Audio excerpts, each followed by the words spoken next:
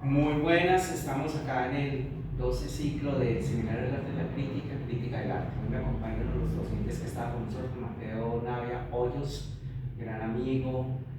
un gran hermano también, pero ante todo pues, un gran colega que estaba alrededor del mundo de las artes escénicas, se formó en filosofía y es doctor en historia.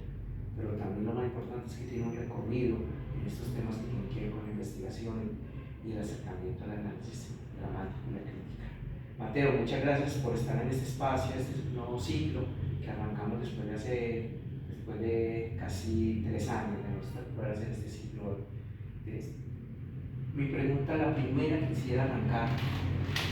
¿consideras que persistir en este tipo de formaciones, digamos, alrededor de personas que quieran acercarse a la crítica y a la investigación y a la apreciación de las artes escénicas es importante todavía hoy en día, o ya a estas nuevas generaciones no les puede importar, o qué piensas de esto? No, en primer lugar, muchas gracias a ti por la invitación, Juan Pablo. Me siento honrado de ser invitado a este tipo de ciclos de análisis teatral. Es un placer y a su vez creo que es una obligación. Es absolutamente necesario este tipo de ciclos, no solo en términos de los y las interesados en la crítica teatral como tal, sino incluso en quienes como creadores participan del acto teatral, de la situación teatral, performática y todas estas artes vivas que continúan muy vivas y con muchos deseos. Yo considero que hay muchísimas personas interesadas en continuar con la creación artística y en esa perspectiva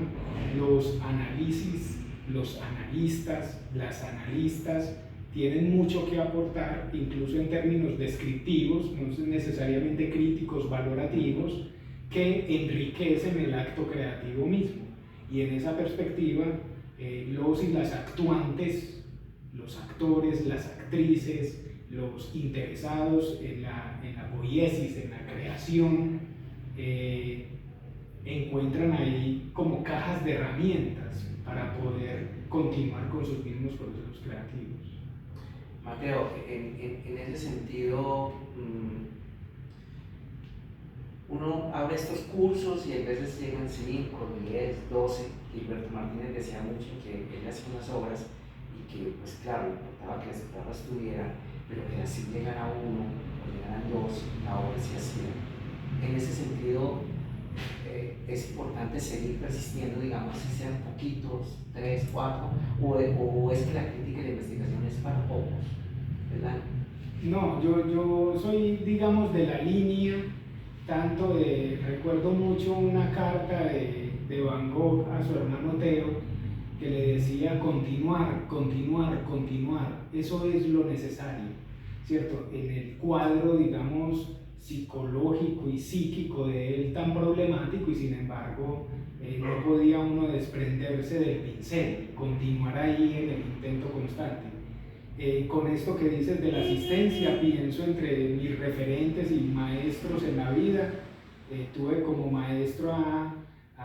Guillermo Hoyos Vázquez, el filósofo, o uno de los grandes filósofos del siglo XX en Colombia, y él convertía un encuentro con pocas personas en un auditorio completamente abarrotado. ¿A partir de qué? A partir de preguntarle a uno y a otro de dónde provenía. Y resulta que convertía a este único asistente o pocos asistentes en una multitud cuando ellos decían: yo vengo de tal universidad o tal otra, yo vengo de tal colegio o tal otro, y se convertían, o él los convertía inmediatamente como en embajadores o representantes de todo un conglomerado. O sea, cada uno cargaba con su historia que Hay otro filósofo polaco que hablaba de los círculos de pensamiento y era muy interesante porque él cogía el individuo y hablaba del individuo en términos de todo un entorno familiar y de múltiples entornos sociales que tiene círculos diversos en el trabajo, en lo académico, en la historia de vida.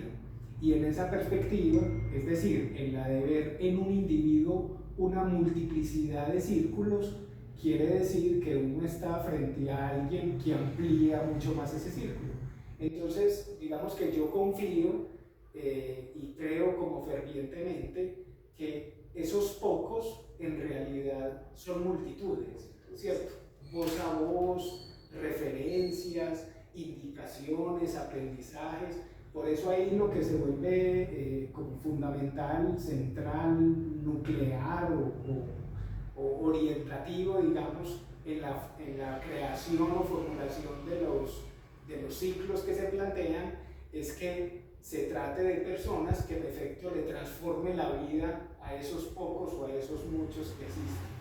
Bueno, la tarea, pues digamos, o la invitación que yo quería que estuvieras en este ciclo era que dieras a conocer, o iniciaras a dar a conocer un poco ese método de José Luis Barrientos, José Luis García Barrientos,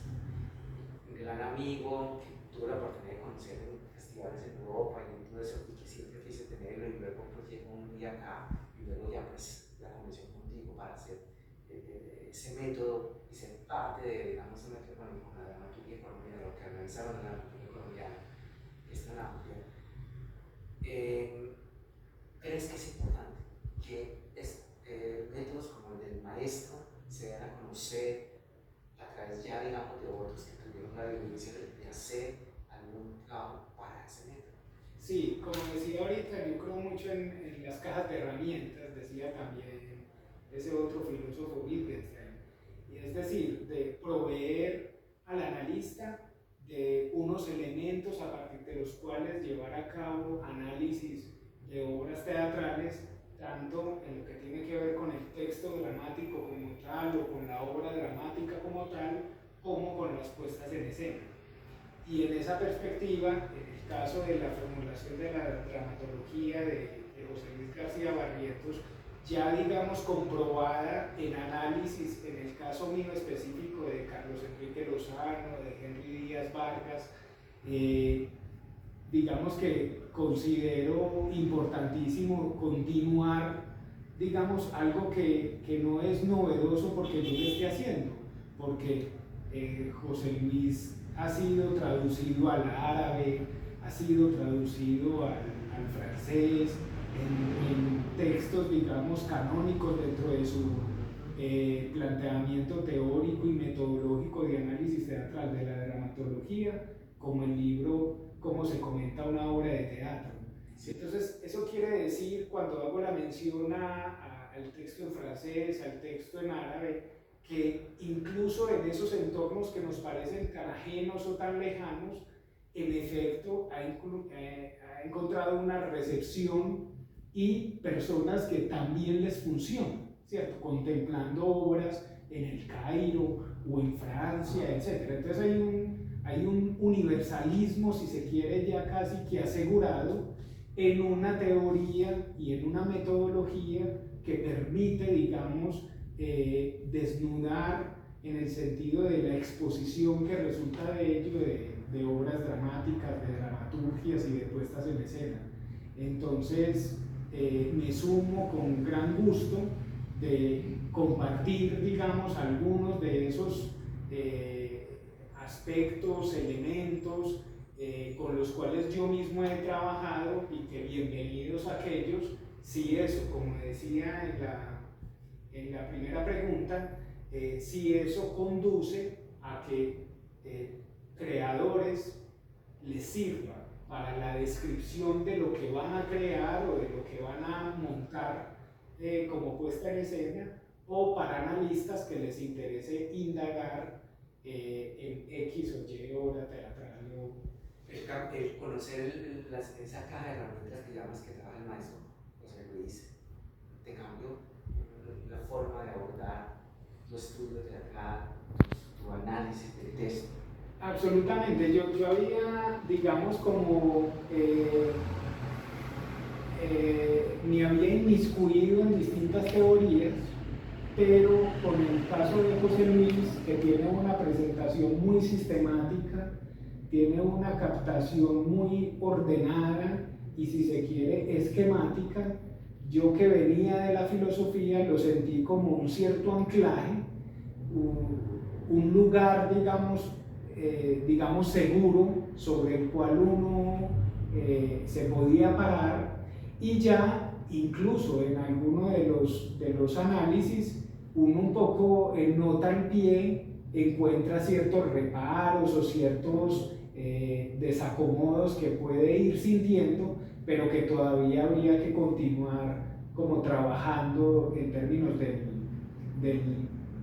más que perfeccionamiento, quizás sería más preciso decir como en la precisión de ciertas captaciones, ¿cierto? Como en el proceso mismo del análisis. Pero creo fundamental que uno tenga primero un lugar donde pararse, conocerlo en la medida de lo posible a profundidad, y luego ahí sí remover como ciertas capas o ciertas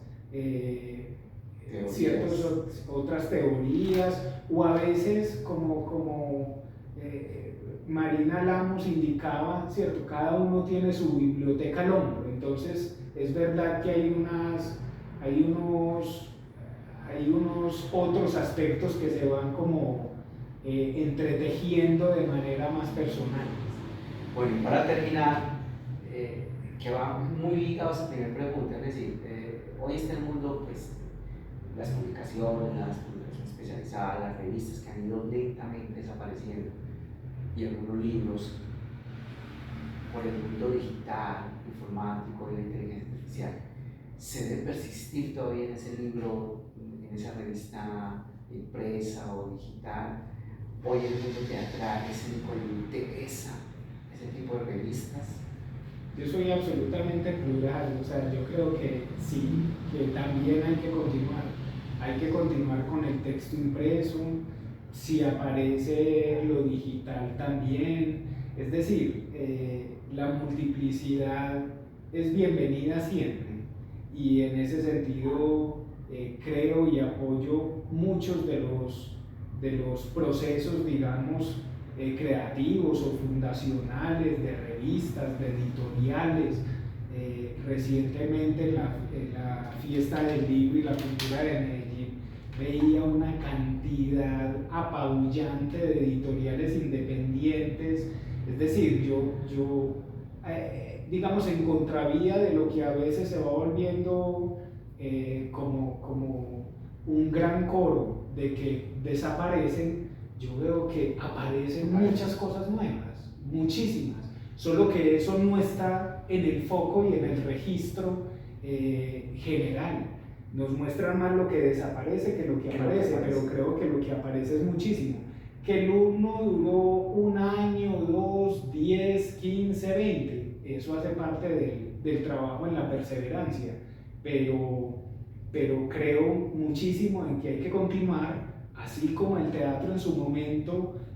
tuvo miedo con el cine y luego con la televisión, lo que hemos podido comprobar es que se dio una convivencia, y en esa misma perspectiva creo en la convivencia a nivel editorial de las múltiples revistas o proyectos editoriales de un diverso tipo.